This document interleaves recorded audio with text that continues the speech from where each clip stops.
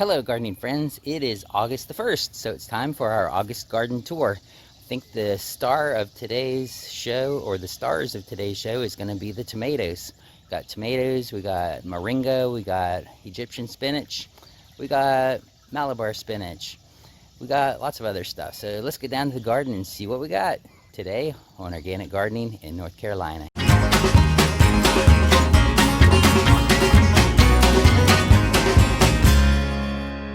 Okay, so here is a wall of tomatoes. I got some stakes up here about 6 feet tall. I got strings running between with tomatoes going up in between there.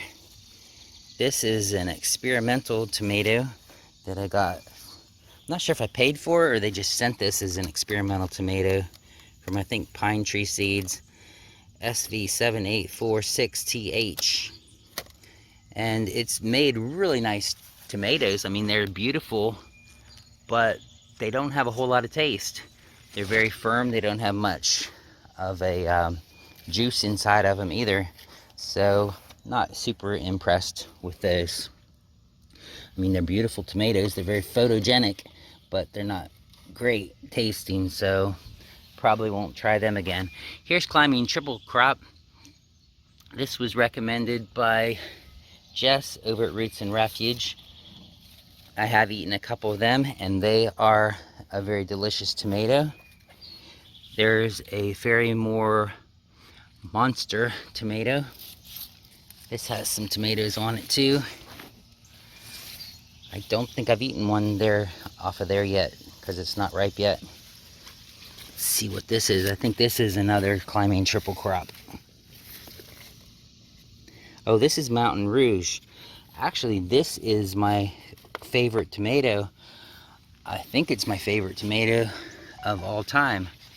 And I'm not sure if this is actually the Mountain Rouge. I think my cups might have got mixed up because the Mountain Rouge on the other place I had the tomatoes don't look like that. So I'm a little confused with that one. And then here is another climbing triple crop, which that's a beautiful tomato. And those things taste good. They're like a big beefsteak.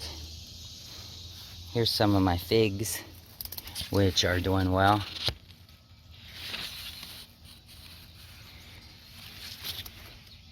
Okay, let me do a tomato transition to get to my other tomatoes.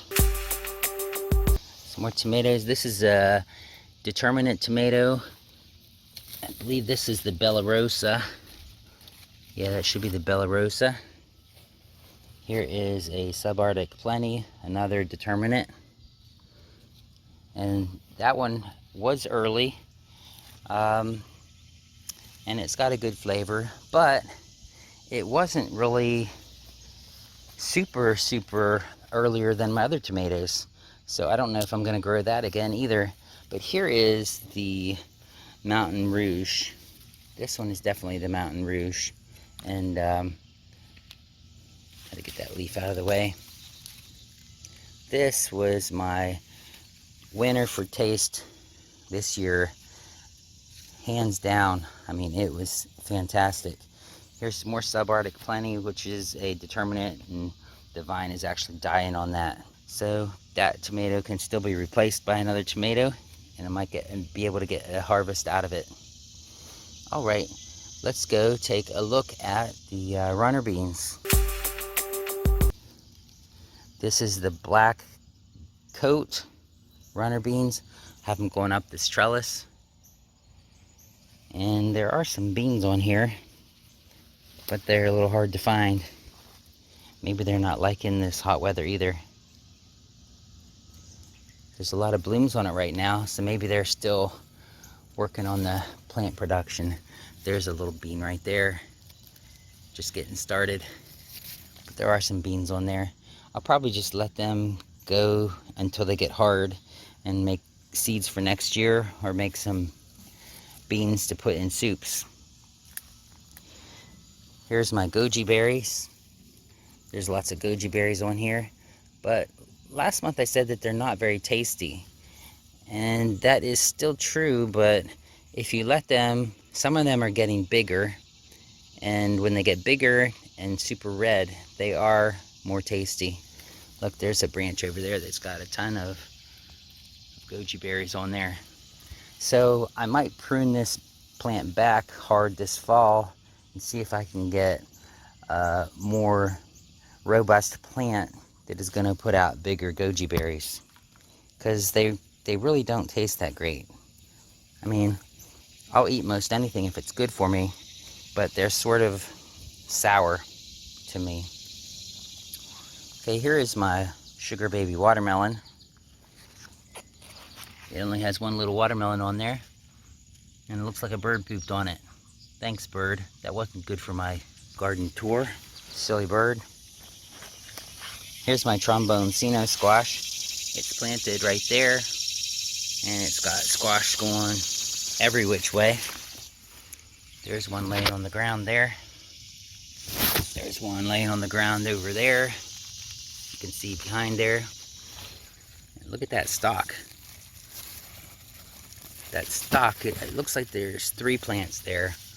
And the stalks are about an inch, well, 3/4 inch thick at the bottom there probably. So yeah, I've gotten like 3 pretty huge squash off of them so far this year. There's a cherry tomato way up at the top of the trellis. It's got a little sunspot on it though, so that's not going to be good to eat. It's a volunteer cherry. Let me show you this Tromboncino squash over here. See, that one's from the bottom to the top there. It's looped right over my peach tree here. Let's get over and look at my potatoes. I've got a row of potatoes right through here, and I already started digging some of them up. I pulled some onions out here too to let them dry out. But the potatoes are down under here, and the soil is so soft you can just go and dig them right up.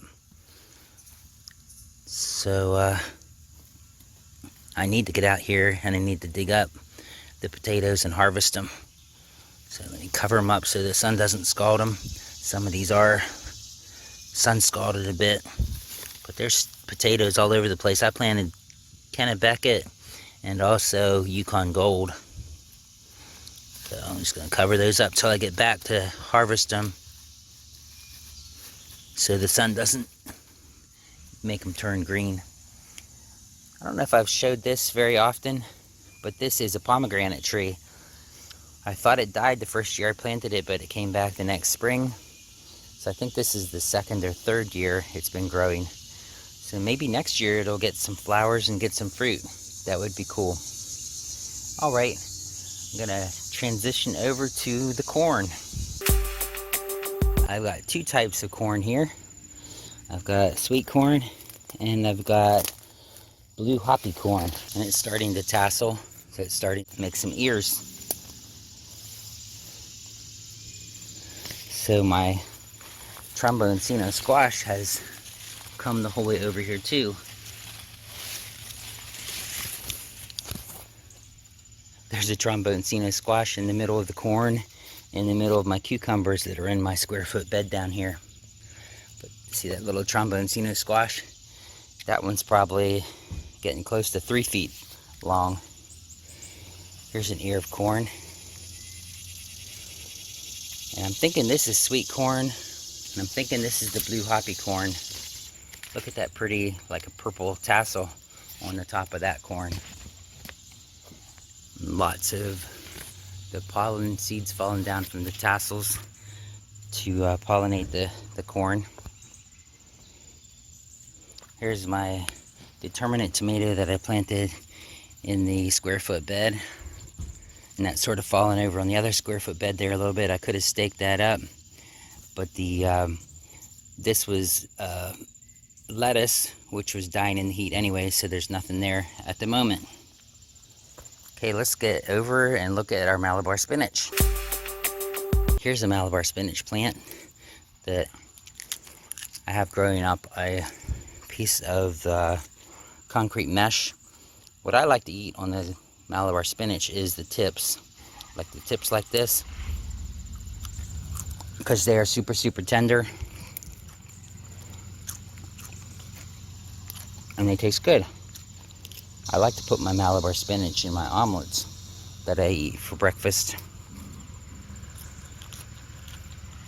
Alright, now let's go ahead and look at my basil. Here we go. There's a nice basil plant. I love basil. It's a good idea to pick the flowers off if you can, and I really need to trim this back and dry some of this basil out. But that's also, I like to put basil in my omelets as well. I just say omelets, but I really just sort of scramble the eggs. So here's another basil plant. Alright, let's go ahead and look at my moringa. Okay, right here is a moringa tree. This is the one that's doing the best so far this year. This thing is almost to my waist, so it's like 2.5 feet. And I have been picking leaves off of that just to munch on them because they're so healthy. One of my friends that I recommended moringa to for their rheumatoid arthritis that her and her dad have, went to the store and bought some powder and tried it for a week, and they said the difference has been amazing. That her father is able to wash his hands and grab the soap and everything, which he hasn't been able to do for a very, very long time. And that was only after a week or two of being on the moringa powder twice a day. Alright, let's look at my kiwi vine. Okay, this kiwi vine is growing up my cattle panel trellis here. I planted it this spring, and it's up to the top of the trellis and starting to bush out. So this kiwi vine seems a lot different than the other kiwi vines that I've attempted to grow before. So maybe I found one that's better for my climate. There's another moringa tree here. It's a little smaller than the other one. Okay, let's go look at our peppers. Okay, here's a pepper. It's starting to get some fruit on it.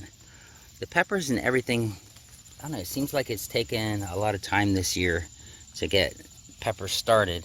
But that one actually has quite a bit of peppers on it. I don't know what this kind is. I think it might be El Toro or something like that. I think this is a sweet pepper, but I'll probably have to bite into it to make sure. There's one over here that is a jalapeno, and that's starting to get some peppers on it too now. Peppers always seem to take till the end of the season to get fruiting for me. Here's another pepper plant. Let's see, do you have this one, California Wonder. This is the one I was trying to come up with the name. Corno de Toro. It's a sweet pepper. So I can start picking these, start using them, and start putting them in the freezer. Let's see what we got here. Oh, there's a little kale that's starting to grow. Another Corno de Toro sweet pepper. This is not the best location for my peppers this year. That's probably part of the reason they're not doing real great, because I have them sort of shaded under some trees here. Let me see, here is a cayenne that I got from M.I. Gardner. It's starting to put out some buds there, so we'll have some peppers growing there. This is a Spanish mammoth. It'll probably start, it looks like it's just starting to put some blooms out right now. This is a California Wonder that has more peppers on it than the other one did. And a jalapeno. You can see those little jalapenos. Could start eating those too. Alright, and there's 2 more peppers over here. Oh, this one looks like it's doing pretty well. These morning glory vines will try to cover everything up if you let them go. They're just wild vines here. This is a California Wonder. That one's doing well. And right next to it here is a cayenne from M.I. Gardner.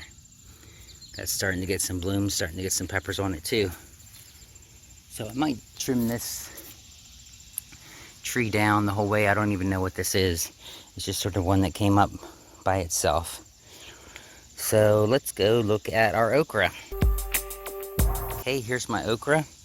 Planted it down the center of the garden here. And it's starting to get some blooms on it. It's a good southern crop. I enjoy eating okra raw. Look, there's an okra. Oh yeah, that's just the bloom starting. The bloom will start, and then the okra pod will come on underneath that. So we're gonna have some okra before too long, probably before next month's tour. All right, let's go look at the cucumbers. Okay, here's a cucumber vine. Here's a cucumber on here that is too old to eat. You can see it's starting to get yellow. You want to actually pick them off before that so that they don't take the plant's energy and sap it. But I did spray some neem oil on here for the fungus because I had a 3-in-1 neem oil spray that I got at Lowe's, and it did help the fungus. There's still some, or I guess this would be more like a wilt. I forget the name of that wilt, but most of the cucumbers around here get it because of the heat and humidity. But it still has good growth though on the ends, so I'm gonna get more cucumbers out of it, pretty sure. Let's go look at my Egyptian spinach. Okay, here's my Egyptian spinach. I only have one plant growing this year, and it's just starting to take off. But this is a superfood, and it really doesn't have much taste. But I was trying to get a bunch of them going this year, but I didn't have very good success germinating them. So maybe I need to get some seed off of this one, so I'll have new seed for next year. Let's finish looking at the cucumbers. There's a cucumber that should be picked. Ooh, it looks like it has like vine borer in there probably. So I'll go ahead and get rid of that one. There's a cucumber over there that has borers in it too, I can tell from here. And there's a cucumber way on the far side over there of this trellis. Let's see, like, yeah, right there, there's a cucumber. This is a cucumber, or I planted a cucumber, and someone told me that this is, I think it's like an Armenian cucumber, which I don't remember planting that. But I tasted one of these when it was small, and it really didn't taste like much of anything. Didn't taste like a cucumber either. So it'll be interesting to see what that looks like. Looks like it has a vine borer or a bug or something in there too. Let's go ahead and look at the blackberries. Okay, looks like we're getting another round of blackberries. Look at that. Yeah. That one wasn't quite ripe. It was a little bit sour. But I do have lots of delicious blackberries coming on. That one was more ripe. That one was good too. These have thorns on them, which are pretty bitey. Let's go ahead and look at my rattlesnake beans. Here are the rattlesnake beans. We did pick them a couple times and got some beans to put in the pot, like green beans. But now I'm just letting them go ahead and go to seed. So I'll have seeds for next year, and we could also make beans in a pot with them. Because I'm actually supposed to be like mildly allergic to green beans. It's supposed to make my body have inflammation, which is a crazy thing to be allergic to in my opinion. So I have eaten a few of them, but my doctor says I'm not supposed to, because they tested me for inflammatory foods, and green beans were at the top of the list. Here's another cucumber that was hiding in here. Well, that's a good cucumber. No borers or bugs or anything in there. All right, well, I hope you enjoyed that garden tour. I'll go ahead and put a link up here for a link to my square foot gardening series. I'll put a link on this side to a video that Google says you would like. And I will see you again real soon. Thanks for watching. Have a blessed day.